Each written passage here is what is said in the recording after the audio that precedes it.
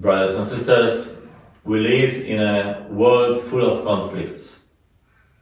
Almost every evening, the TV news informs us about battles between different nations and tribes, or conflicts among states and territories.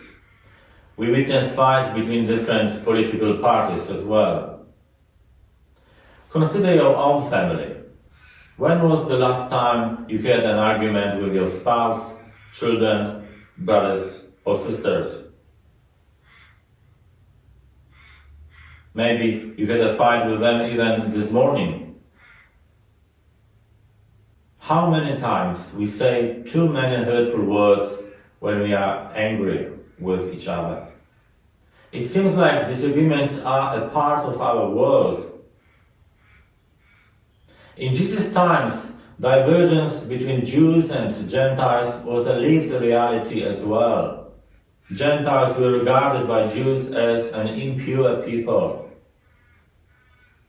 In today's gospel, we see such an unclean Canaanite woman who approached Jesus, knelt down at his feet and addressed him as Lord. It must have been a shocking scene to the apostles. However, she was a living fulfillment of today's first reading from the prophet Isaiah, where we read that salvation was offered to all who believed and served the Lord, no matter of nationality. Moved by her belief, Jesus said, "Woman, you have great faith. Let your wish be granted." And from that moment, her daughter was well again. He acted against the accepted religious and cultural rules. Maybe his disciples were not really ready for such an openness towards Gentiles, but Jesus knew that he came to save not only the people of Israel, but all humanity. Brothers and sisters, in Christ, all divisions and differences between peoples of the world are irrelevant. St. Paul wrote in his letter to Galatians, "There is neither Jew nor Greek. All are one in Christ." God's mercy is extended to all who call upon him in faith. The Canaanite woman wasn't only a person who had deep faith in Jesus, but also she was a loving mother. She wasn't thinking about embarrassment she could experience facing Jewish rabbi. Her only concern was the well-being of her sick daughter. Strangely enough, we see in her attitude the essence of our faith. Christianity is about caring acts and loving approach towards the other people. That was the reason why a Muslim man with his Catholic wife decided to baptize their baby in one of my previous parishes many years ago. They were refugees in Germany before migrating to Australia.